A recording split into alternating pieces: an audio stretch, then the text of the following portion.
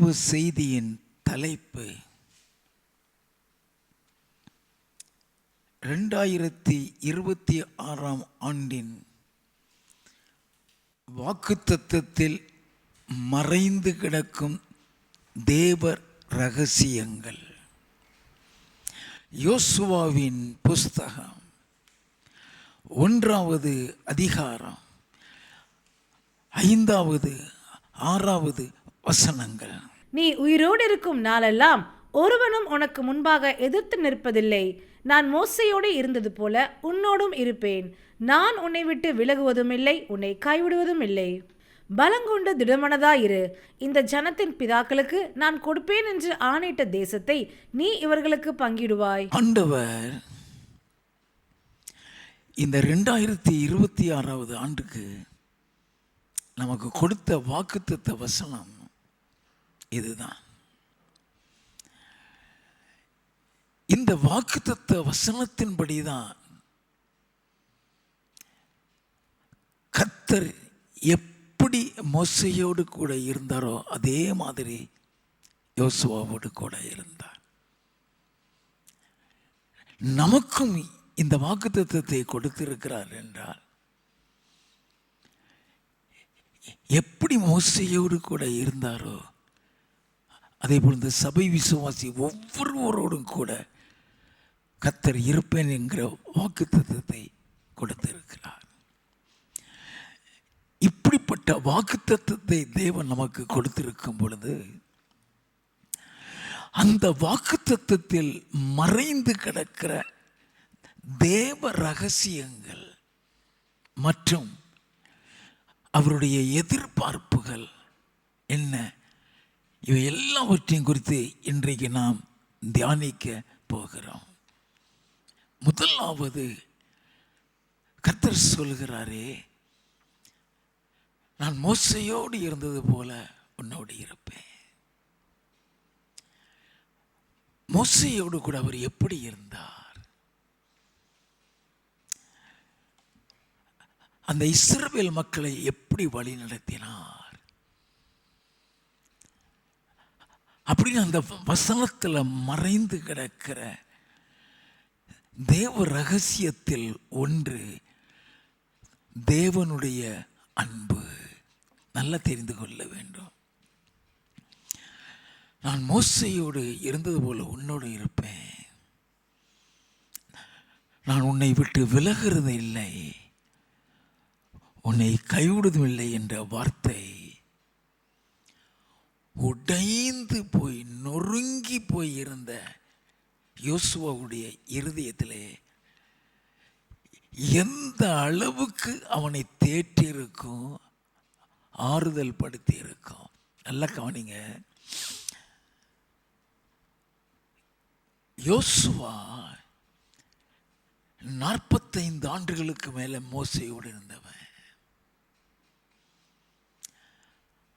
மோசையோடு கூட இருந்து அநேக தேவ ரகசியங்களை கற்றுக்கொண்டவன். அவனுக்கும் மோசைக்கும் தேவனுக்கும் உள்ள உறவு என்னங்கிறது அவனுக்கு நல்லாவே தெரியும். கர்த்தர் மோசையை எந்த அளவு சிநேகித்தார், எந்த அளவு அவனோடு கூட உறவாடினார், அந்த மோசைக்கும் கர்த்தருக்கு இருந்த நெருக்கமான உறவு என்ன, சகலத்தையும் அவன் அறிவான். நல்லா தெரிஞ்சுக்கிடுங்க.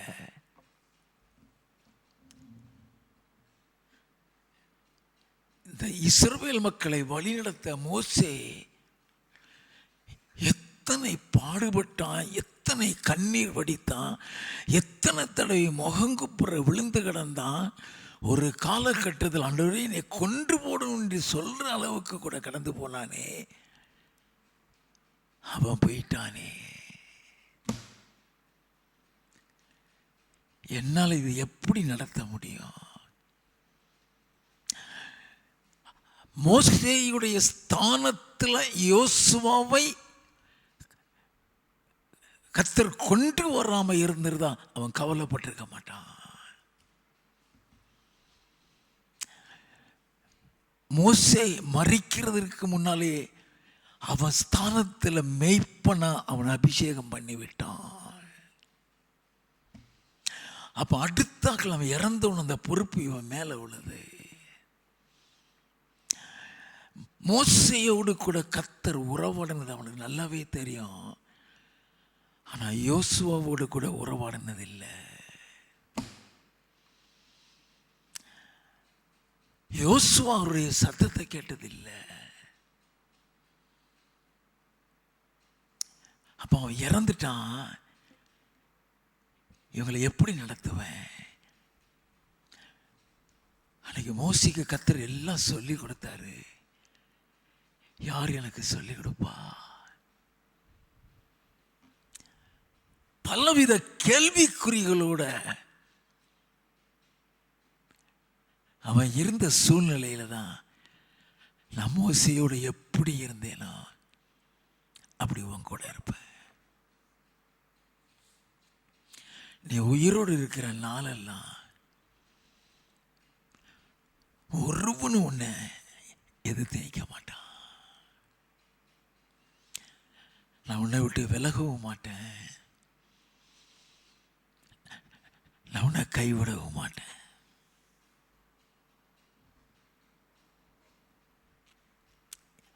அவனை தேற்றும் அன்பு அது. அவனுக்குள்ள தைரியத்தை கொடுக்கும் ஒரு அன்பு அது. நல்லா கவனிங்க. உடஞ்சி போயிருந்தவன் இருதயத்தின் காயத்தை கட்டுகிற ஒரு அன்பு அது.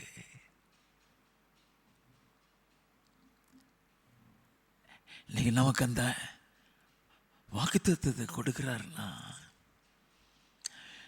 அதே அன்புல தான் அந்த சபையை வச்சிருக்கிறாரு. நல்லா கவனிங்க. உன்னை அதிக நேசிக்கிறபடினாலதான் அவருடைய அன்பை சொல்லி கொடுத்துட்டு வர்றாரு. Don't take the promises easily. Understand the depth of the promises of God. Understand the depth of the love of Christ hidden in the promises of God. எல்லாம் தெரிந்து கொள்ள வேண்டும். ஏதோ ஒரு வாக்குத்தத்தத்தை கேட்டு நம்ம போகிறோம் அல்ல. இந்த 2026 ஆண்டு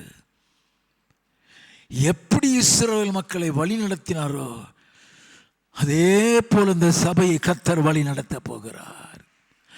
எப்படி இஸ்ரவேல் மக்களை நேசித்தாரோ அதே அளவில் இந்த ஜனங்களை அவர் நேசிப்பார். எப்படி இஸ்ரவேல் மக்களை சிட்சித்தாரோ அதே மாதிரி நம்மளை சிட்சிப்பார். நல்லா கவனிக்க வேண்டாம்.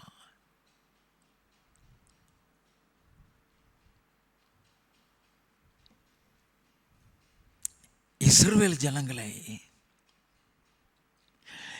எகிப்தின் அடிமைத்தனத்தில் இருந்து வெளியே கொண்டு வந்தாரே, என்ன சொல்லி கொண்டு வந்தார்? நல்லா கவனிக்க வேண்டாம். அதுல மறைந்து கிடக்கிற அன்பு என்ன? ஏதோ ஒரு வாக்குத்தத்தம் கொடுத்தாருன்னு நினைக்காதீங்க. அந்த வாக்குத்தத்தத்தில் மறைந்து கிடக்கிற தேவ அன்பு என்ன?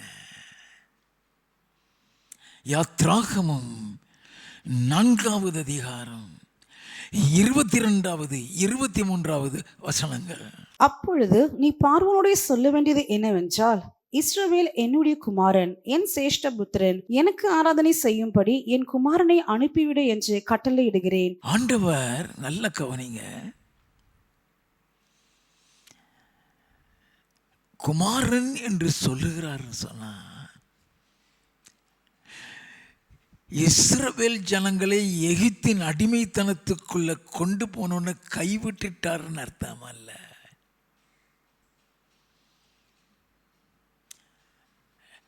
நானூறு ஆண்டு காலம் அந்த பாதையில வழி நடத்துறாரு. They were the generation of Abraham. நல்லா கவனிங்க. அந்த இஸ்ரவேல் கூட்டம் யாரோ ஒரு மக்கள் கிடையாது.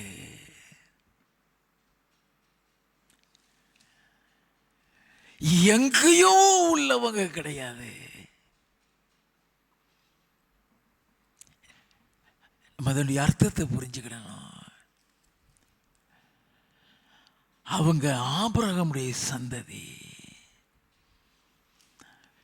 ஆதியாகமம் 15வது அதிகாரம் 13வது 14வது வசனங்கள்.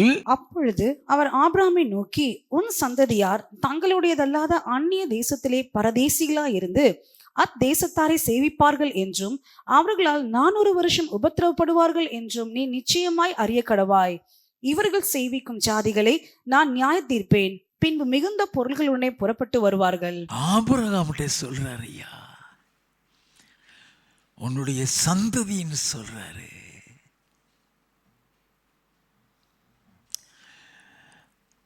ஆபிரகாமை தேவனுடைய சிநேகிதன் என்று தான் வேதத்தில் எழுதப்பட்டிருக்கு.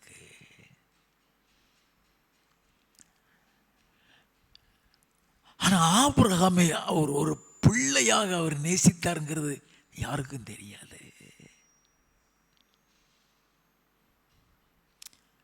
When God has a plan in your life, understand that you are a child of God.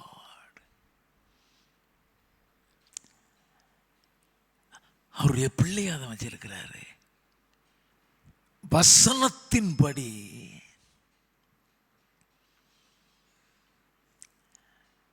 விசுவாசியாக இருந்தாலும்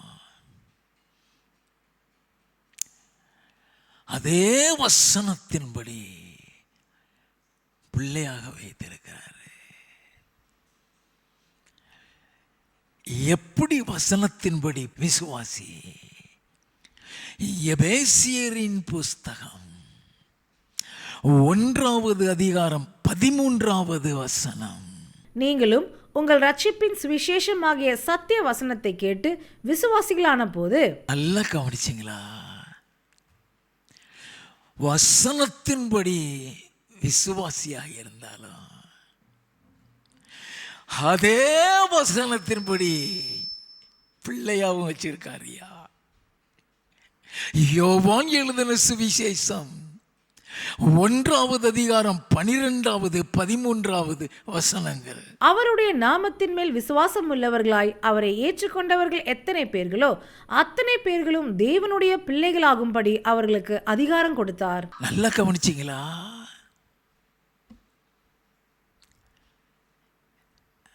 அது மாத்திரம் அந்த வசனம் சொல்லல. வாசிப்போம். அவர்கள் இரத்தத்தினாலாவது மாம்ச சித்தத்தினாலாவது புருஷனுடைய சித்தத்தினாலாவது பிறவாமல் தேவனாலே பிறந்தவர்கள்.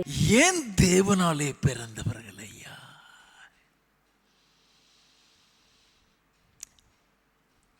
ஒரு பிள்ளைக்காக, பெத்த பிள்ளைக்காக உலகத்தில் ஒருத்தன் ஜீவனை கொடுக்கிறான்னா அது தாயும் தகப்பனையும் தவிர யாருமே கொடுக்க மாட்டாங்க. பிள்ளைக்காக உயிரையே கொடுக்கிறவங்க கூட பிறந்தவன் கொடுக்க மாட்டான், உறவின சிநேகிதன் கொடுக்க மாட்டான், தாய் தகப்பன் மட்டும்தான் கொடுப்பாங்க. உங்களை பிள்ளையாய் நினைச்சதுனால தான் ஐயா அவருடைய ஜீவனையே கொடுத்து அவருடைய ரத்தத்தினால மீட்டு கொண்டாரு. அப்ப ஆண்டவர் இஸ்ரவேல் என்னுடைய குமாரன், என்னுடைய சேஷ்டபுத்திரன் சொல்லுறாருன்னா அதில் அவருடைய அன்பு, தகப்பனின் அன்பு அதில் இருக்குது.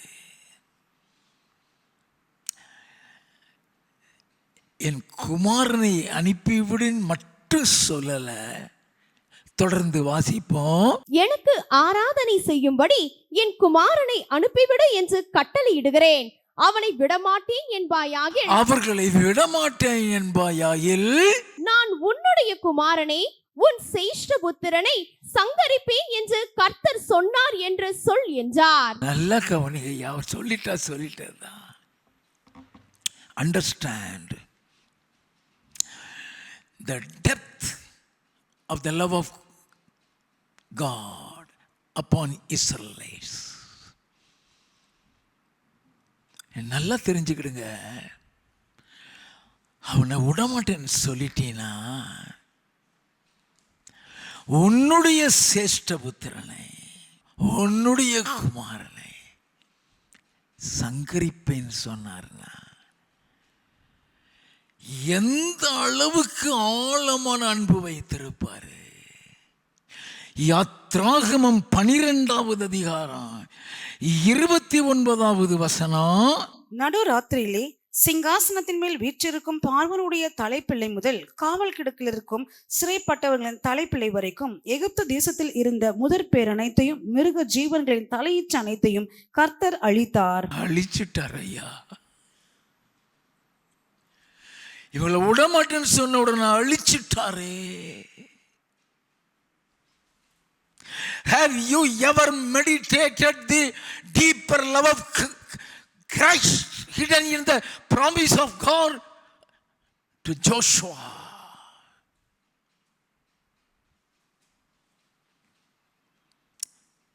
ஏதோ வாக்குத்தத்தம் கொடுத்தார் நினைக்கிறோம்.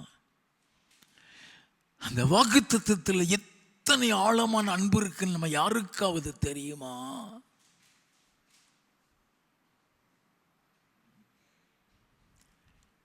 நம்ம நினைச்சிட்டு இருந்தோம் ஏதோ சபைக்கு போகிறோம் வருகிறோம் நினைக்கிறோம். உங்களை சும்மா கொண்டு வந்தவர் வைக்கல, அவருடைய சொந்த பிள்ளையாக கொண்டு வந்து வைக்கிறார். நல்லா கவனிக்க வேண்டும். You have all the right to ask God, Lord, give me this, Lord, give me that. அவரிடத்தில் எதையும் கேட்க உனக்கு ஒரு உரிமை உண்டு. ஒரு தகப்பனிடத்தில் கேட்கறது போல நீ கேட்க வேண்டாம். ஒரு கடவுளிடத்தில் கேட்கறது மாதிரி கேட்டீங்கன்னா நீ நீதிமானா இருந்தால் தான் பதில் கிடைக்கும். ஒரு தகப்பண்டு கேட்கறது போல நீ உரிமையோட கேட்டீங்கன்னா மனதுருகிடுவாரு. இந்த ரகசியம் நமக்கு தெரியுமா?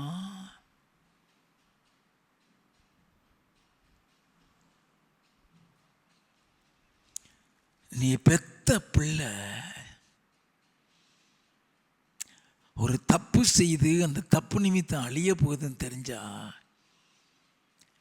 உன் இருதயம் எப்படி துடிக்குமோ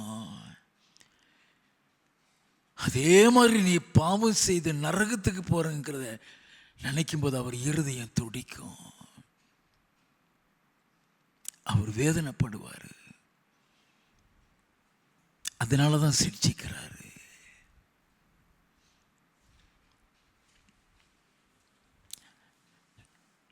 நீ அழிஞ்சிடக்கூடாதுங்கிறதுக்காக தான் சிரிச்சிக்கிறாரு.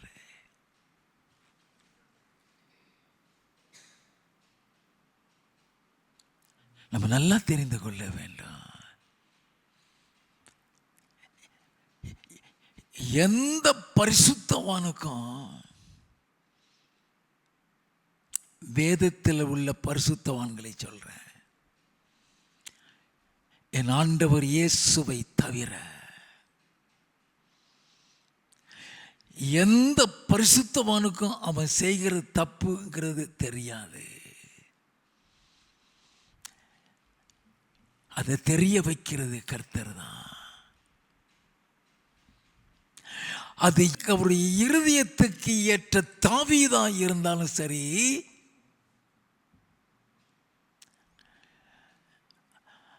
அவருடைய சிநேகிதன் என்று அழைக்கப்பட்ட ஆபிரகாமாக இருந்தாலும் சரி, அவராலே உருவாக்கப்பட்டு அவருடைய ஜீவ சுவாசத்தை ஊதி மனுஷனாக சிருஷ்டித்த ஆதாம் ஏவாளாக இருந்தாலும் சரி, அவங்க செய்கிறது அவங்களுக்கு தப்புன்னு தெரியாது. அது தப்புங்கிறத தெரிய வைக்கக்கூடிய பாதையில கொண்டு போய் தான் அது தப்புங்கிறத சொல்லி கொடுத்தாரு. நல்லா கவனிங்க. How much more we are privileged to be the children of God. நான் children of God சொல்றதை விட sons and daughters of God சொல்றது தான் சரியான வார்த்தை. நமக்கு தெரியாது, நமக்கு தெரியாது.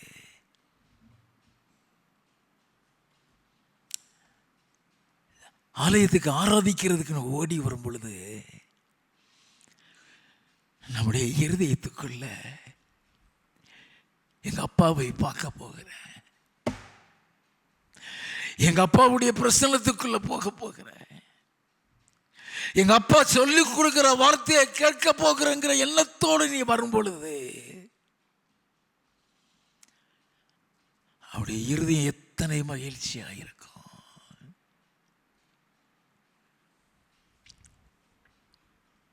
நல்லா கவனிங்க. அவங்கள அழைச்சிட்டு வரும்போது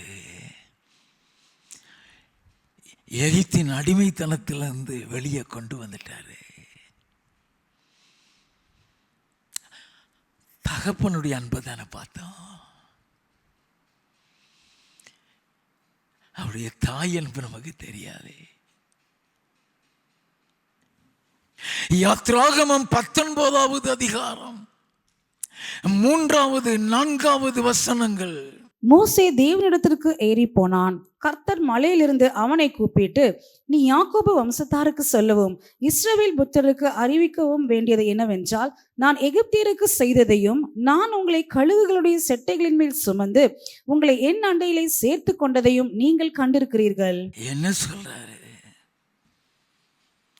நான் உங்களை கழுகுகளுடைய செட்டையின் மேல் சுமந்து உங்களை கொண்டு வந்தது.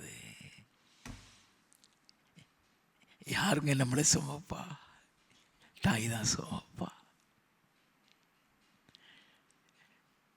கர்ப்பத்தில் சுமந்தவளும் அவதான், பெற்றதுக்கு அப்புறம் சுமக்கிறதும் அவதான். அந்த தாய் அன்பை காட்டுகிறாரே.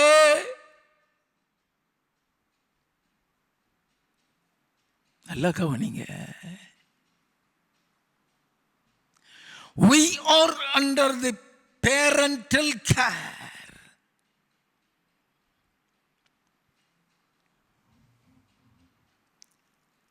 ஏதோ வாக்குத்தத்தத்தை கொடுத்துட்டாரு,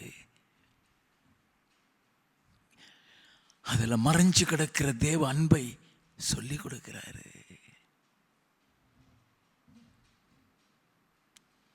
நல்லா கவனிங்க.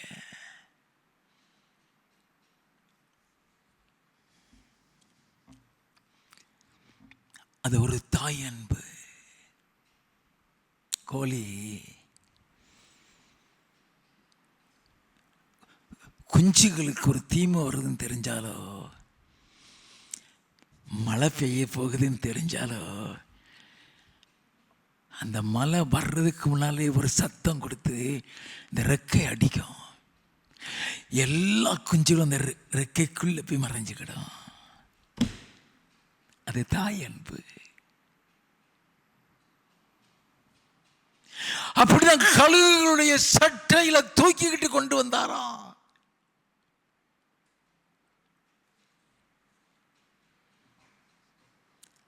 கழுகுடைய செட்டை மேல் சுமந்து கொண்டு வந்ததை அறிந்திருக்கிறீர்களே. அவருடைய தாய் அன்பு தெரிஞ்சுக்கிடலாம்.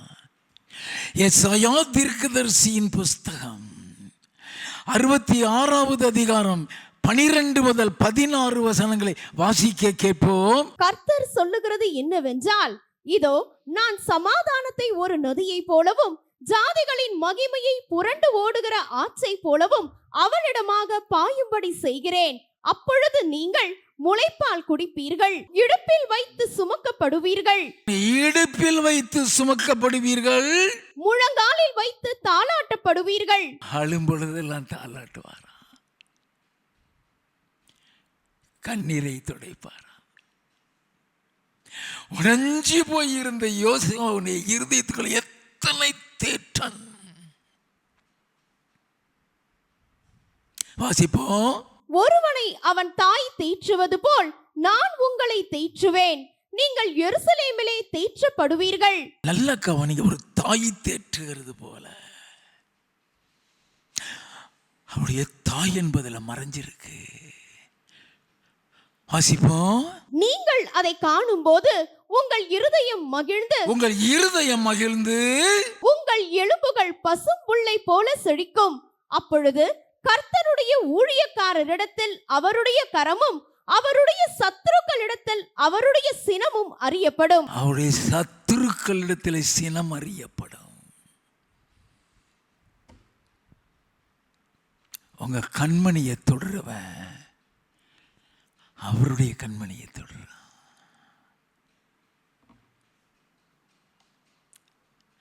நல்லா கவனிங்க. ஒரு தகப்பனுடைய அன்பு,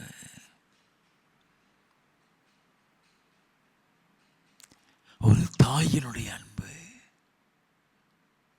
அந்த வாக்குத்தத்தத்தில் மறைந்து கிடக்கிறது.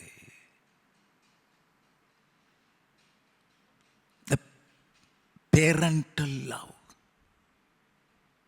is hidden in the promise of God for the year 2026. இந்த ஆண்டு எவ்வளவோ தீமைகள் உலகத்தில் நடக்கலாம், எத்தனையோ அழிவுகள் வரலாம். கர்த்தர் அதை தீர்க்கதரிசிகளுக்கு வெளிப்படுத்தியும் இருக்கலாம். அவருடைய பிள்ளையா வச்சிருந்தார்னா உன்னை பாதுகாத்துக்கிடுவாரு, சகல தீமைகளுக்கும் விலைக்கு பாதுகாத்துக்கிடுவாரு. நல்லா கவனிங்க.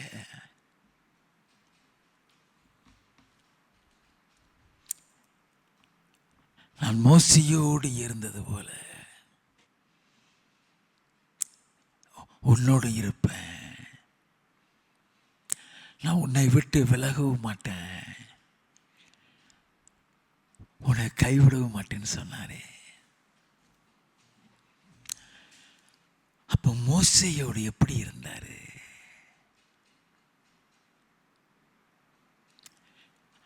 அவன் பிறந்ததுக்கு அப்புறம்தான் அவனோட இருந்தார்னு நினைக்காதீங்க. அவன் கர்ப்பத்தில் இருக்கும்போதே அவர் கண்ணவன் மேலே இருந்துச்சு. யாத்ராகமம் 1வது அதிகாரம் 15 இருந்து 17 வரை. அதுவுமன்றி எகிப்தின் ராஜா சிப்ரால் பூவால் என்னும் பேருடைய எபிரிய மருத்துவச்சிகளுடைய பேசி, நீங்கள் எபிரிய ஸ்திரீகளுக்கு மருத்துவம் செய்யும் போது அவர்கள் மனையின் மேல் உட்கார்ந்திருக்கையில் பார்த்து, ஆண் பிள்ளையானால் கொன்று போடுங்கள், பெண் பிள்ளையானால் உயிரோடு இருக்கட்டும் என்றான். நல்லா கவனிங்க. சாகடிக்கிறது இருக்கு சாத்தானுடைய ஆலோசனை. ஒரே ஒரு மோசேக்காக அத்தனை ஆண் பிள்ளைகளையும் கொலை செய்ய வைக்கிறான் பிசாசு. வாசிப்போம். மருத்துவச்சிகளோ தேவனுக்கு பயந்ததினால் எகிப்தின் ராஜா தங்களுக்கு இட்ட கட்டளையின்படி செய்யாமல் ஆண் பிள்ளைகளையும் உயிரோடே காப்பாற்றினார்கள். எதனால காப்பாத்தினாங்களாம்? தேவனுக்கு பயந்ததினால். அந்த பயத்தை யாரையா கொடுப்பா? அதை கர்த்தர் மட்டும் தான் கொடுக்க முடியுங்க. தெய்வ பயம் அப்படிலாம் வந்துடாது. கட்டளைக்கு கீழ்ப்படிய சொல்லிடும். அப்ப அந்த தெய்வ பயத்தை கொடுத்து அவனை காப்பாத்திட்டாரு. நான் மோசேயோடு இருந்தது போல உன்னோடு இருப்பேன். நீ உயிரோடு இருக்க நாளெல்லாம் ஒருவனை உனக்கு எதிர்த்து நிற்பதில் நீ சொன்னாரே. நல்லா கவனிங்க.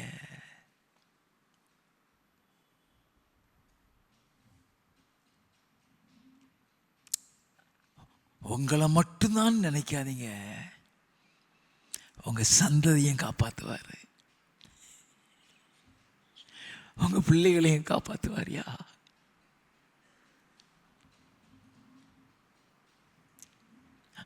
அழிஞ்சிருவோமோ, மறித்திருவோமோ நினைக்காதீங்க. ஒரு தீமை நடைபெறாது.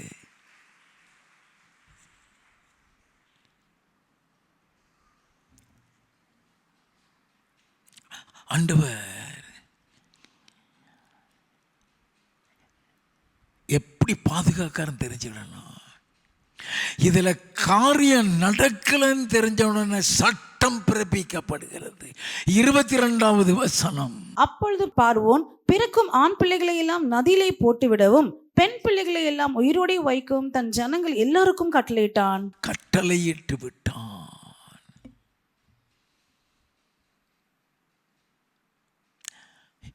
எப்படி கர்த்தர் பாதுகாத்தார்? தீமைகள் வரத்தான் செய்யும். அந்த தீமையிலிருந்து தான் காப்பாற்றுவேன் சொல்றாரு. நல்லா கவனிங்க. What's the promises of God? I will be with you as I was with Moses. எப்படி மோசேயோடு கூட இருந்தேன், அப்படி அவன் கூட இருப்பேன். How I protected Moses from all the evil. எல்லாம் கவனிங்க. ஜலத்துல போட சொல்லிட்டான். 2வது அதிகாரம் 1 வாசிப்போம். லேவியின் குடும்பத்தாரில் ஒருவன் லேவியின் குமாரத்திகளில் ஒருத்தியை விவாகம் பண்ணினான். அந்த ஸ்திரீ கர்ப்பவதியாகி ஒரு ஆண் பிள்ளையை பெற்று அது அழகுள்ளது என்று கண்டு அதை 3 மாதம் ஒளித்து வைத்தாள். 3 மாதம் தான் அவளால் ஒளிச்சு வைக்க முடிஞ்சது. முடியல. வாசிப்போம். அவள் அதை அப்புறம் ஒளித்து வைக்க கூடாமல் ஒரு நாணற் பெட்டியை எடுத்து அதற்கு பிசுனும் கீழும் பூசி அதிலே பிள்ளையை வளர்த்தி நதியோரமாய் நாணற்குள்ளே வைத்தாள். அதற்கு என்ன சம்பவிக்கும் என்பதை அறியும்படி அதன் தமக்கை தூரத்திலே நின்று கொண்டிருந்தாள். அப்பொழுது பார்வோனுடைய குமாரத்தை நதியில் ஸ்நானம் பண்ண வந்தாள். அவளுடைய தாதிகள் நதியோரத்தில் உலாவினார்கள். அவள் நான்குக்குள்ளே இருக்கிற பெட்டியை கண்டு தன் தாதியை அனுப்பி அதை கொண்டு வரும்படி செய்தாள். என்ன நல்ல கவனிங்க. From the Lord. This is from the Lord. எங்க அந்த பிள்ளைய வச்சா பாதுகாப்பா இருக்கும். வேற எங்க கொண்டு போனாலும் தண்ணியில போட்டுதான் ஆகணும். சட்டத்தை போட்ட பார்வோனுடைய குமாரத்தி வீட்டுக்கு கொண்டு போயிட்டாரு. அங்கதான் வளர்க்கப்படுகிறான். I will be with you as I was with Moses. நல்லா கவனிங்க.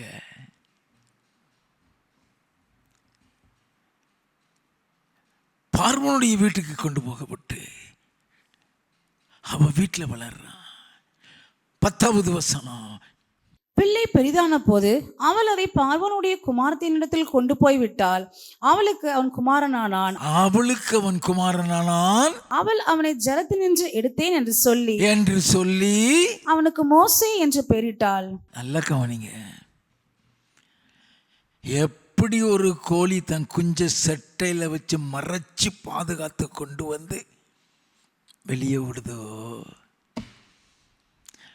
அதே மாதிரி பாதுகாத்து வெளியே கொண்டு வந்து விட்டாரு.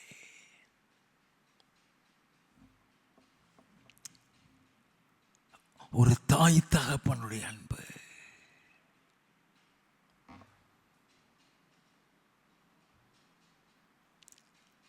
நல்லா கவனித்து கிடக்க வேண்டும். இதுல தாயினுடைய அன்பு மறைஞ்சிருக்கு, தகப்பனுடைய அன்பு மறைஞ்சிருக்குது. யாத்ராகமம் 18வது அதிகாரம் 9 இருந்து 11 வரைக்கும்.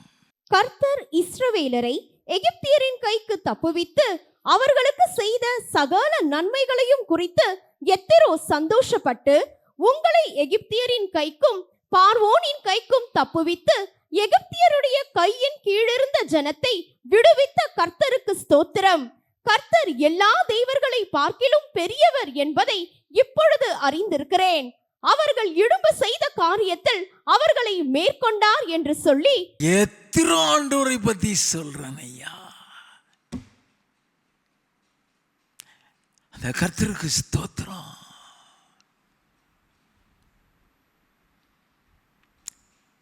அதுல கர்த்தர் மகிமைப்படுவாரே. 13வது வசனத்தில் இருந்து, மறுநாள் மோசே ஜனங்களை நியாயம் விசாரிக்க உட்கார்ந்தான். ஜனங்கள் காலமே துவக்கி சாயங்காலம் மட்டும் மோசேக்கு முன்பாக நின்றார்கள். ஜனங்களுக்கு அவன் செய்த யாவையும் மோசேயின் மாமன் கண்டு, நீர் ஜனங்களுக்கு செய்கிற இந்த காரியம் என்ன? நல்ல கவனிங்க. Many a times the Lord will counsel through someone. நல்லா கவனிச்சுக்கிடுங்க. யாரு மூலமாவது ஆலோசனை கொடுப்பாரு. அவன் சாப்பிடலைங்க, அவன் ஆண்டவருக்காக வைராக்கியமா இருக்குன்னு சொல்லி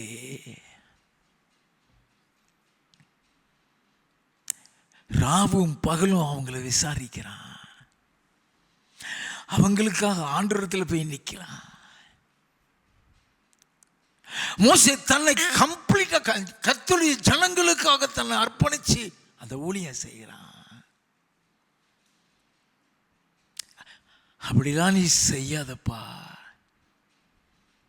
ஆண்டவர் சொல்லிட்டாருன்னா உடைஞ்சிருவான். நான் செய்யறது ஆண்டவருக்கு பிடிக்கலையா?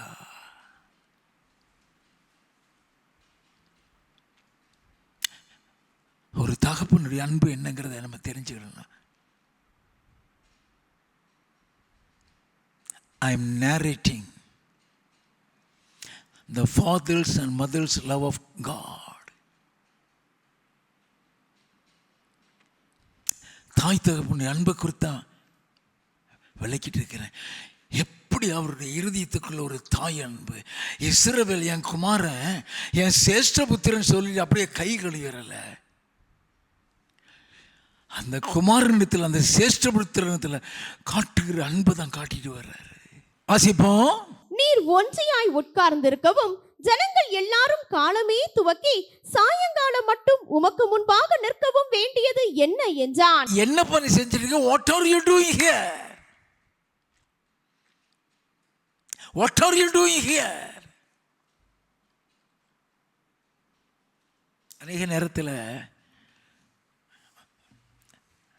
ஊழியக்காரங்கள் போகிற பாதையை குடும்பத்தாரால் கூட புரிஞ்சுக்கிட முடியாது.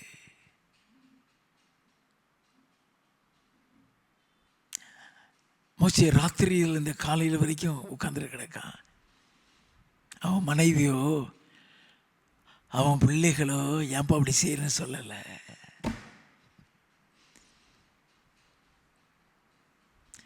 They may not be able to understand sometimes, but God knows how far you are working hard for the Lord. நீ எந்த அளவு ஆண்டவருக்காக உழைக்கிறங்கிறத பார்த்துக்கிட்டு இருப்பாரு, கவனிப்பாரு. எப்படி நமக்காக ஓடுறான்.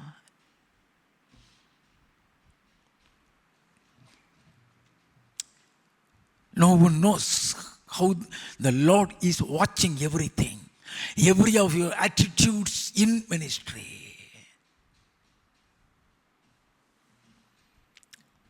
யாருக்கும் தெரியாது. அவர் பார்த்துட்டு இருப்பாரு. நீ கர்த்தருக்காக செய்கிற ஒவ்வொரு காரியத்தையும் அவர் கவனிப்பாரு. நீ கர்த்தருக்காக செய்யறியா மனுஷனுக்காக செய்யறியான்னு பார்ப்பாரு.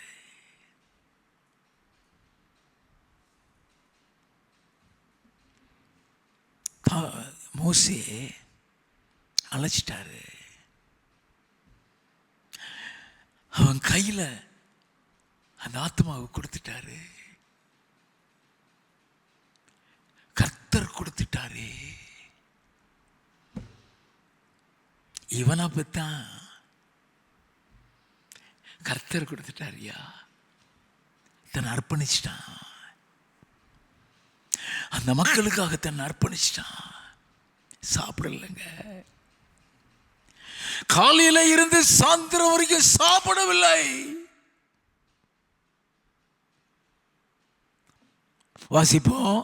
அப்பொழுது மோசே தன் மாமனை நோக்கி, தேவனிடத்தில் விசாரிக்கும்படி ஜனங்கள் என்னிடத்தில் வருகிறார்கள். அவர்களுக்கு யாதொரு காரியம் உண்டானால் என்னிடத்தில் வருகிறார்கள். நான் அவர்களுக்குள்ள வழக்கை தீர்த்து தேவ கட்டளைகளையும் அவருடைய பிரமாணங்களையும் தெரிவிக்கிறேன் என்றான். ஆண்டவருக்காக நான் செஞ்சிட்டு இருக்கிறேன்.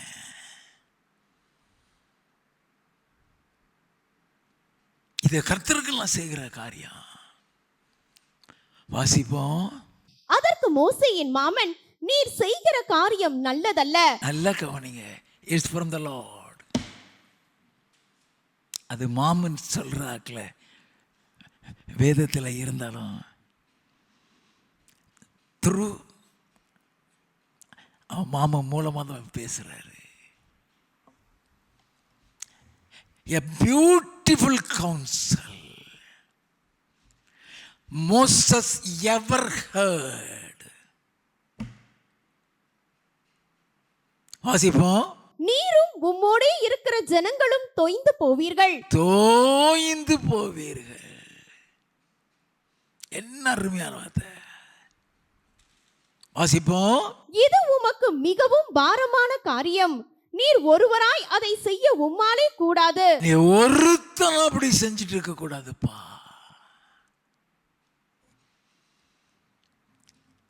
நம்ம நினைப்போம் அவன் மாமன் சொல்லி கொடுக்கிறான். இல்லை, அவன் மாமனை அனுப்பி யாரு சொன்னா அவன் கேட்பாங்கிறது கர்த்தருக்கு மட்டும்தான் தெரியும். எப்படி சொன்னா அவன் கேட்பாங்கிறதும் கர்த்தருக்கு மட்டும்தான் தெரியும். எப்பொழுதுமே நல்ல கவனிங்க. ஒரு தேவ மனுஷனை வச்சு உங்களுக்கு ஆலோசனை கொடுக்கிறாரா, அது உதாசீனப்படுத்திடாதீங்க. அது கர்த்தரிடத்திலிருந்து வருகிறது. அவங்க கடிந்து கொள்ளுகிறாங்களா, அது கர்த்தரிடத்திலிருந்து வருகிறது. ஏன்னா நம்ம செய்கிறது நமக்கு தப்புனே தெரியாது. நம்ம செய்கிறது நமக்கு தப்புனே தெரியாது. அவங்க சொல்லிக் கொடுப்பாங்க. அவங்க சொல்லிக் கொடுப்பாங்க.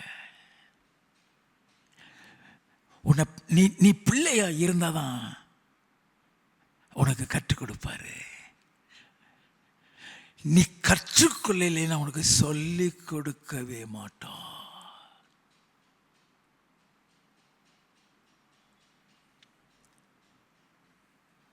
அதுக்கு தான் சொல்லிக் கொடுக்குறாரு. நல்ல கவனிங்க. அவன் எப்படி அவனுக்கு ஆலோசனை கொடுக்க. வாசிப்போம். இப்பொழுது என் சொல்லை கேளும். என் சொல்லை கேளும். உமக்கு ஒரு ஆலோசனை சொல்லுகிறேன். உமக்கு ஒரு ஆலோசனை சொல்லுகிறேன். யாரு மூலமாவது நம்முடைய தவறுதல்களை சொல்லிக் கொடுப்பார். அதுல தகப்பனுடைய அன்பு இருக்கிறது, அதுல தாயினுடைய அன்பு இருக்கிறது. We are really not aware of the depth of the love of Jesus Christ.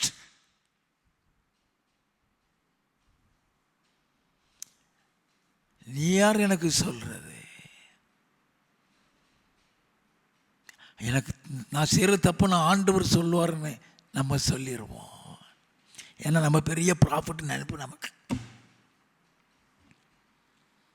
நல்லா கவனிங்க, நான் உனக்கு ஒரு ஆலோசனை சொல்லுகிறேன். தேவனும் உம்மோடு கூட இருப்பார். தேவனும் உம்மோடு கூட இருப்பார். நீர் தேவ சந்நிதியிலே ஜனங்களுக்காக இரும். விசேஷித்தவைகளை தேவனிடத்தில் கொண்டு போய் கட்டளைகளையும் பிரமாணங்களையும் அவர்களுக்கு வெளிப்படுத்தி அவர்கள் நடக்க வேண்டிய வழியையும் அவர்கள் செய்ய வேண்டிய காரியத்தையும் அவர்களுக்கு தெரியப்படுத்தும். அழகா சொல்றான், பியூட்டிஃபுல் கவுன்சில். நீ அதை மெடிடேட் பண்ணும் பொழுதுதான் இது இவன் சொல்லல, கர்த்தர் சொல்றாருங்கிறது தெரியும். இத கர்த்தர் சொல்லி கொடுக்கிறாருங்கிறது தெரியும். வாசிப்போம்.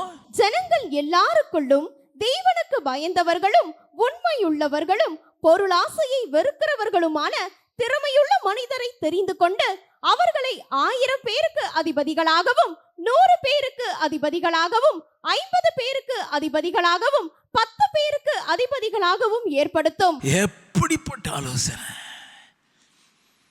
ஐயா! இவன் மோசே ஆண்டவரோடு கூட முகமுகமாக பேசுறவன். ஏன் மோசிட்டு நேரடியா சொல்லாம மாமன் மூலமா சொல்றாரு?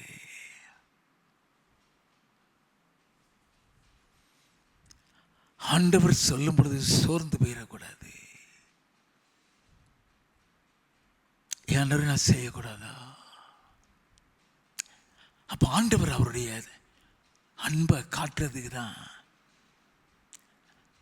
சம்பந்தமே இல்லாத மாமனை வச்சு பேசுறாரு. அந்த மாமன் தேவனை அறிந்தவன் அல்ல. யாரை கொண்டுனாலும் பேசுவாரு. ஒரு தேவனையே நம்ம மோசே ஆராதிக்கிற தேவனையே அறியாதவன் எத்திரோ. அவன் தேவனுக்கு நன்றி சொல்லி பலி செலுத்துறான். அவன் ஆண்டவரை புகழ்ந்து பேசுறான். அவன் இப்போ ஆலோசனை கொடுக்கிறான். Beautiful council. இப்படி செய்ப்பா. வாசிப்போம். அவர்கள் எப்பொழுதும் ஜனங்களை நியாயம் விசாரித்து பெரிய காரியங்கள் யாவையும் உம்மிடத்தில் கொண்டு வரட்டும், சிறிய காரியங்கள் யாவையும் தாங்களே தீர்க்கட்டும். இப்படி அவர்கள் உம்மோடே கூட இந்த பாரத்தை சுமந்தால் உமக்கு லகுவாயிருக்கும். இந்த பிரகாரம் நீர் செய்வதும் இப்படி தேவன் உமக்கு கட்டளையிடுவதும் உண்டானால்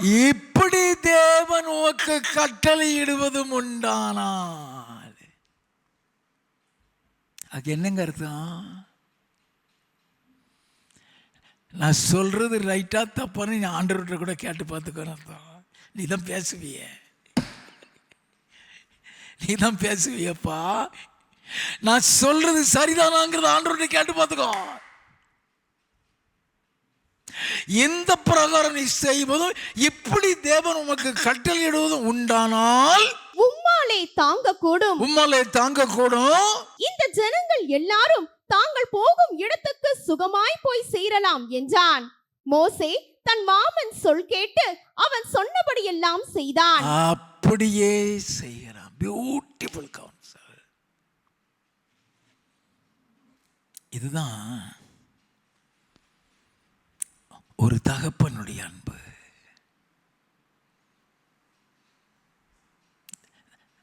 தன் புள்ள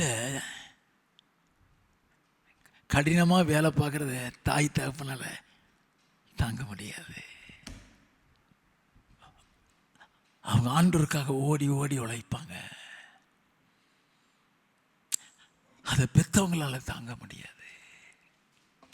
இவன் கர்த்தருக்காக தான் உழைக்கிறான், ஆனா கடினமா உழைக்கிறான். அது ஆண்டவரால சகித்து கொண்டு இருக்க முடியல. ஆலோசனை கொடுக்கிறாரு.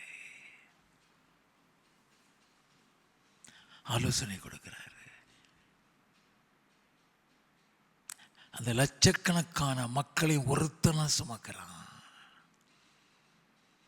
ஆட்களை பிரிச்சு விட்டுரு. சின்ன சின்ன காரியங்கள் அவங்களே விசாரிக்கட்டும்பா. பெரிய காரியத்தை உண்ட கொண்டு விட்டு நிற்பாரு. இந்த வாக்குத்தத்தத்தில் மறைந்து கிடக்கிற தேவ அன்பை இதுவரைக்கும் பார்த்தோம். இந்த வாக்குத்தத்தத்தில் மறைந்து கிடக்கும் தேவனுடைய ஆசீர்வாதங்கள், அதையும் தெரிஞ்சுக்கிடணும். நான் மோசையோடு இருந்தது போல உன்னோடு இருப்பேன். நான் உன்னை விட்டு விலகிறதில்லை, உன்னை கைவிடுறதில்லை. கலங்காதே, திகையாதே. இஸ்ரவேல் ஜனங்களே, எகிப்தின் அடிமைத்தனத்திலிருந்து வெளியே கொண்டு வந்து ஒரு புதிய உலகத்துக்குள்ள கொண்டு போறாரு. அவங்க பட்னியா இருந்துடக்கூடாதுங்கிறதுக்காக தான் வானத்திலிருந்து மண்ணா வந்துச்சு. அவருடைய நோக்கம் எல்லாமே அவங்க ஆசீர்வாதமாக இருக்கணும். என் நாகமம் 24வது அதிகாரம் 1வது வசனம், இஸ்ரவேலை ஆசீர்வதிப்பதே கர்த்தருக்கு பிரியம் என்று பிலேயாம் கண்டபோது. நல்ல கணிங்க, இஸ்ரவேலை ஆசீர்வதிப்பதே கர்த்தருக்கு பிரியம். அவருடைய ஆசீர்வாதம் எப்படிப்பட்ட ஆசீர்வாதம்? 5வது 6வது வசனங்கள், யாக்கோபே உன் கூடாரங்களும் இஸ்ரவேலே உன் வாசஸ்தலங்களும் எவ்வளவு அழகானவைகள், எவ்வளவு அழகானவைகள். அவைகள் பரவி போகிற ஆறுகளைப் போலவும் நதியோரத்தில் உள்ள தோட்டங்களைப் போலவும் கர்த்தர் நாட்டின சந்தன மரங்களைப் போலவும் தண்ணீர் அருகே உள்ள கேதுரு விருட்சங்களைப் போலவும் இருக்கிறது. எப்படிப்பட்ட ஆசீர்வாதம் அது! 9வது வசனத்தின் கடைசி பகுதி, உங்களை ஆசீர்வதிக்கிறவன் ஆசீர்வதிக்கப்பட்டவன், உங்களை ஆசீர்வதிக்கிறவன் ஆசீர்வதிக்கப்பட்டவன், உங்களை சபிக்கிறவன் சபிக்கப்பட்டவன் என்றான். நல்ல அப்படின்னா உன்னை எவனும் சபிக்க முடியாதுன்னு அர்த்தம். இதே ஆசீர்வாதத்தை ஆபிரகாமுக்கு கொடுத்தாரு. ஆதியாகமம் 12:3 உன்னை ஆசீர்வதிக்கிறவர்களை ஆசீர்வதிப்பேன், உன்னை சபிக்கிறவர்களை சபிப்பேன்னு சொன்னாரு.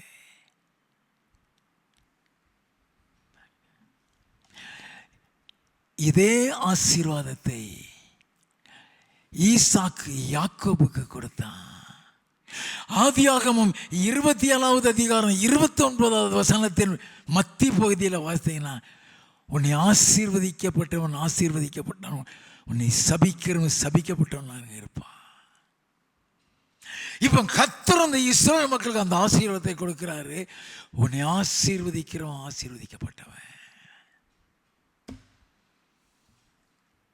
ஒருத்தன் கூட கர்த்தர் இருக்கிறாரா, மனசார அவனை திட்டிடாதீங்க, சபிச்சிடாதீங்க.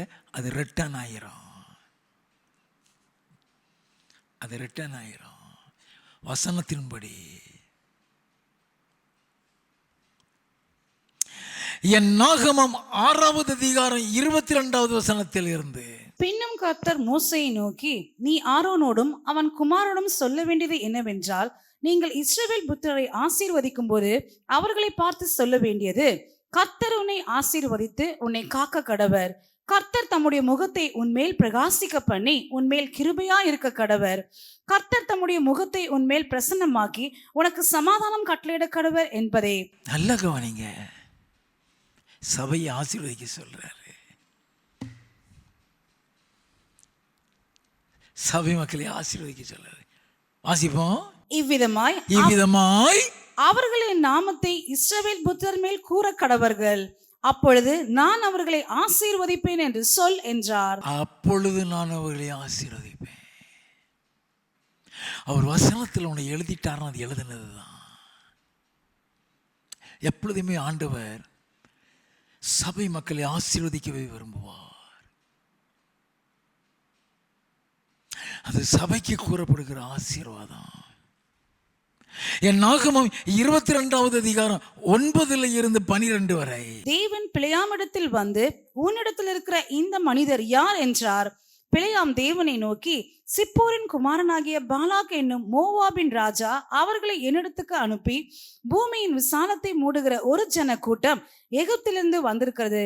ஆகையால் நீ வந்து எனக்காக அவர்களை சபிக்க வேண்டும். நீ வந்து எனக்காக அவர்களை சபிக்க வேண்டும். வாசிப்போம். அப்பொழுது நான் அவர்களோட யுத்தம் பண்ணி ஒருவேளை அவர்களை துரத்தி விடலாம் என்று சொல்ல சொன்னான் என்றான். அதற்கு தேவன் பிழையாமை நோக்கி, நீ அவர்களோட போக வேண்டாம், இந்த ஜனங்களை சபிக்கவும் வேண்டாம், அந்த ஜனங்களை சபிக்கவும் வேண்டாம், அவர்கள் ஆசீர்வதிக்கப்பட்டவர்கள் என்றார். அவர் ஆசீர்வதிக்கப்பட்டவர்கள், நீ ஆசீர்வதிக்கப்பட்டவங்க, சபிக்க முடியாது. வசனத்துல சபித்தவர்கள் சாபமாயிட்டாங்களா ஆசீர்வாதமாக இருந்தாங்கிறத பார்க்கலாம். எல்லாத்துக்குமே வசன ஆதாரங்கள் உண்டு. 1 சாமுவேலின் புஸ்தகம் 17வது அதிகாரம் 43வது வசனம். பெலிஸ்தன் தாவீதை பார்த்து, நீ தடிகளோட என்னிடத்தில் வர நான் நாயா என்று சொல்லி அவன் தன் தேவர்களை கொண்டு தாவீதை சபித்தான்.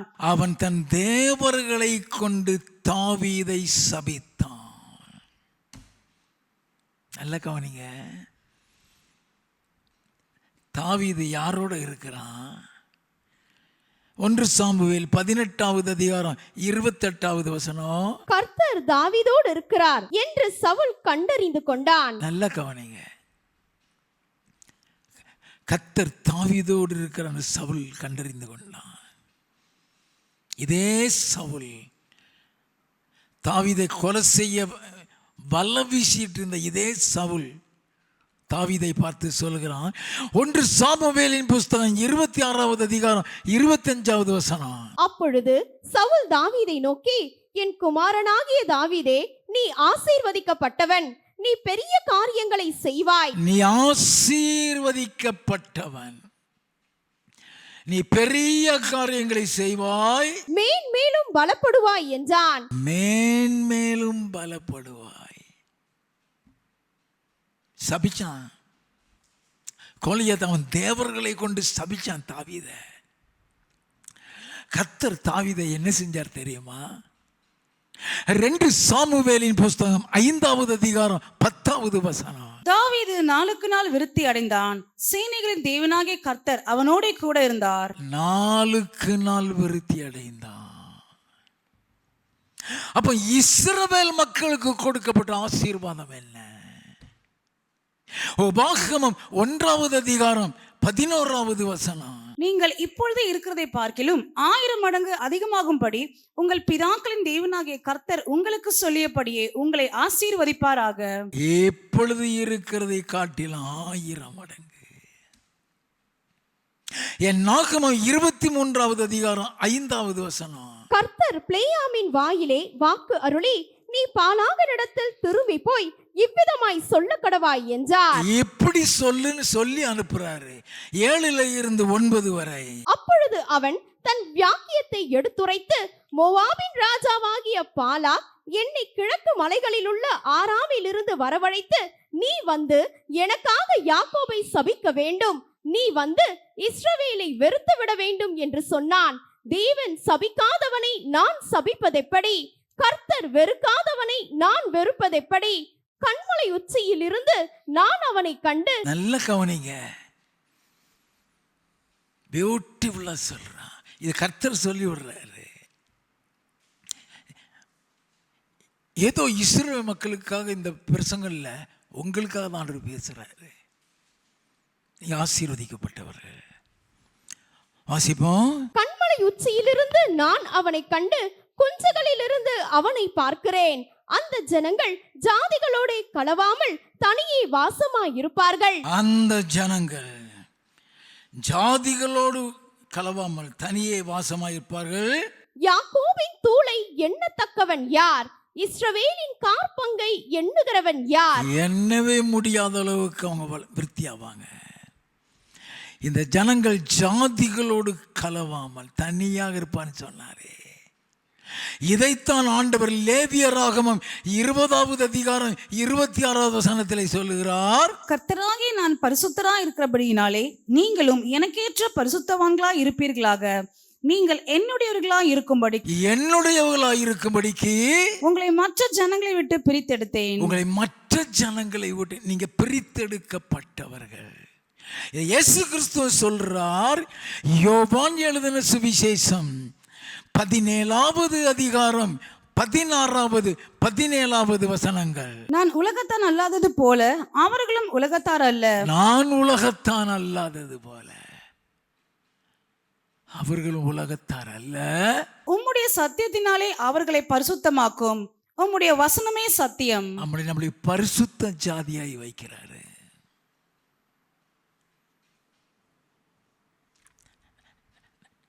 நல்லா கவனிச்சுக்கிட வேண்டும். என்னாகமம் 23வது அதிகாரம் 16வது வசனம். கர்த்தர் பிலேயாமை சந்தித்து அவன் வாயிலே வசனத்தை அருளி, கர்த்தர் அவன் வாயிலே வசனத்தை அருளி, நீ பாலாவின் இடத்துக்கு திரும்பி போய் இவ்விதமாய் சொல்ல கடவாய் என்றார். கர்த்தர் சொல்லி விடுறாரு. 18வது வசனத்தில் இருந்து, அப்பொழுது அவன் தன் வியாக்கியத்தை எடுத்துரைத்து, பாலாகே எழுந்திருந்து கேளும், சிப்போரின் குமாரனே எனக்கு செவிகொடும். பொய் சொல்ல தேவன் ஒரு மனிதன் அல்ல, மனம் மாற அவர் ஒரு மனுபுத்திரனும் அல்ல. அவர் சொல்லியும் செய்யாதிருப்பாரா? அவர் வசனித்தும் நிறைவேற்றாதிருப்பாரா? இதோ ஆசீர்வதிக்க கட்டளை பெற்றேன். அவர் ஆசீர்வதிக்கிறார். அதை நான் திருப்ப கூடாது. அவர் யாக்கோபிலே அக்கிரமத்தை காண்கிறதும் இல்லை, இஸ்ரவேலிலே குற்றம் பார்க்கிறதும் இல்லை. அவர்களுடைய தேவனாகிய கர்த்தர் அவர்களோடு இருக்கிறார். ராஜாவின் ஜெய கம்பீரம் அவர்களுக்குள்ளே இருக்கிறது. அவர்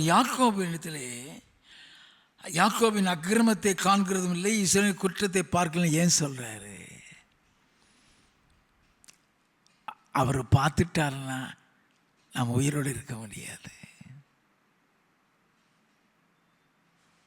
எவ்வளவோ தப்பு செஞ்சுட்டு இன்னைக்கு வரைக்கும் எப்படி நல்லா இருக்கும், அது பார்க்காத நல்லா.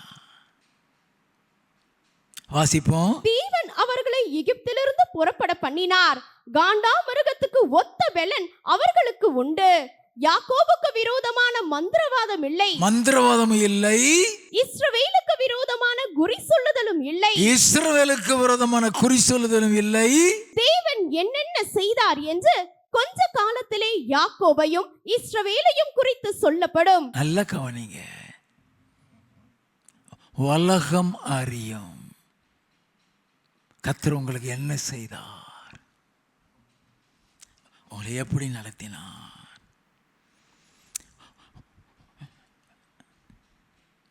அன்று ஒவ்வொரு காரியத்தையும் சொல்லிக் கொடுத்துக்கிட்டு வருகிறாரே.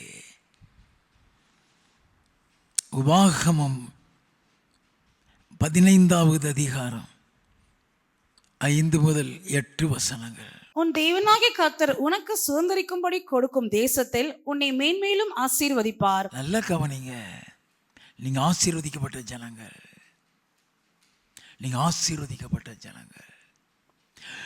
ஒரு நாளும் உங்க வாயில நாங்க சபிக்கப்பட்டவங்க சொல்லிடாதீங்க. எனக்கு ஆண்டவர் சொன்னாரு, அந்த நாட்களில் சில தோல்வியில் நான் சந்தித்த பொழுது என் வாழ்க்கை சாபமாக இருந்ததுன்னு சொன்னேன். நான் ஜெபம் பண்ணும்போது கர்த்தர் சொன்னார், ஒரு நாளும் உன் வாழ்க்கையை சாபம்னு சொல்லாத, அது நான் நடத்துகிற பாதை. ஆசீர்வதிக்கப்பட்டவன்.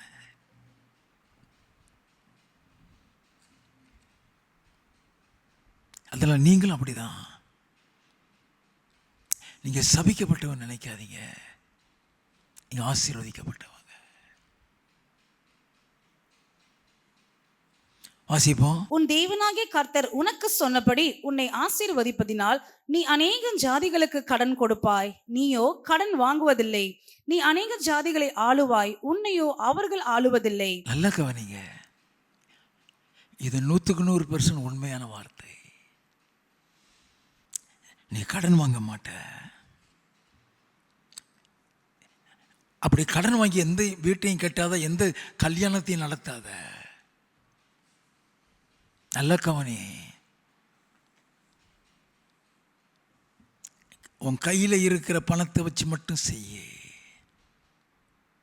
நீ கடனாளி ஆகி கடன் வாங்கி செலுத்தாதவனை வேதம் துன்மார்க்கன் என்று சொல்லுகிறது. துன்மார்க்கன் சொல்லியாச்சுன்னா பரலோகம் கிடையாதுன்னு அர்த்தம். அவர் ஆசீர்வதிக்கவே அவரை ஆசீர்வாதமாக வைப்பார். வாசிப்போம். உன் தேவனாகிய கர்த்தர் உனக்கு கொடுக்கும் தேசத்தின் எந்த வாசலிலும் உன் சகோதரர் எளியவனான ஒருவன் இருந்தால், எளியவனாகிய உன் சகோதரனுக்கு உன் இருதயத்தை நீ கடினமாக்காமலும் உன் கையை மூடாமலும் அவனுக்கு உன் கையை தாராளமாய் திறந்து அவனுடைய அவசரத்து நிமித்தம் அவனுக்கு தேவையானதை கடன் கொடுப்பாயாக. நல்ல ஏழையா இருக்க அவனுக்கு அவனுக்கு கடன் கேட்குறான், இல்லைன்னு சொல்லிடாதங்கிறாரு. அவனுக்கு உதவி செய்ய. அதுக்காக தான் உன்னை ஆசீர்வதிக்கிறேன். ஆண்டவர் சொல்லுகிறது நான் காணுகிறேன். 10வது 11வது வசனம். அவனுக்கு தாராளமாய் கொடுப்பாயாக, அவனுக்கு கொடுக்கும்போது உன் இருதயம் விசனப்படாதிருப்பதாக. அது நிமித்தமாக உன் தேவனாகிய கர்த்தர் உன்னுடைய எல்லா கிரியைகளிலும் நீ கையிட்டு செய்யும் எல்லா காரியங்களிலும் உன்னை ஆசீர்வதிப்பார். தேசத்திலே எளியவர்கள் இல்லாதிருப்பதில்லை. ஆகையால் உன் தேசத்திலே சிறுமைப்பட்டவனும் எளியவனும் ஆகிய உன் சகோதரனுக்கு உன் கையை தாராளமாய் திறக்க வேண்டும் என்று நான் உனக்கு கட்டளையிடுகிறேன். கட்டளையா கொடுக்கிறாரு, உதவி செய்ய. நீ உதவ உனக்கு ஒன்று ஆசீர்வதிப்பாரு, ஒன்று ஆசீர்வதிப்பாரு. எப்படியெல்லாம் ஆசீர்வாதம் வருங்கிறத நம்ம செஞ்சு பார்க்கும் பொழுது தான் தெரியும். உபாகமம் 7வது அதிகாரம் 6வது வசனம். நீ உன் தேவனாகிய கர்த்தருக்கு பரிசுத்த ஜனம், பூச்சக்கரத்தில் உள்ள எல்லா ஜனங்களிலும் உன் தேவனாகிய கர்த்தர் உன்னை தமக்கு சொந்தமாய் இருக்கும்படி தெரிந்து கொண்டார். நல்ல கவனிங்க, பூச்சக்கரத்தில் உள்ள அத்தனை பேர்லையும் உன்னை கர்த்தர் தெரிந்து கொண்டார். அதுக்கு தான் இந்த சபையில் கொண்டாந்து வச்சிருக்கிறாரு. 14வது வசனம். சகல ஜனங்களை பார்க்கிலும் நீ ஆசீர்வதிக்கப்பட்டிருப்பாய். சகல ஜனங்களை பார்க்கிலும் நீ ஆசீர்வதிக்கப்பட்டிருப்பாய். 15வது வசனம். கர்த்தர் சகல நோய்களையும் உன்னை விட்டு விலக்குவார். உனக்கு தெரிந்திருக்கிற எகிப்தியரின் கொடிய ரோகங்களில் ஒன்றும் உன்மேல் வரப்பண்ணாமல் உன்னை பகைக்கிற யாவர் மேலும் அவைகளை வரப்பண்ணுவார். நல்ல கவனிங்க, நமக்கு எவ்வளவு பெரிய ஆசீர்வாதம் வச்சிருக்கிறாரு. இனி ஏன் எகிப்தின் அடிமைத்தனத்திலிருந்து மீட்டு கொண்டு வந்தார்? அதன் நோக்கம் என்ன? அடுத்த வாரம் இந்த தேவ செய்தியை எடுப்பேன். அல்லேலூயா.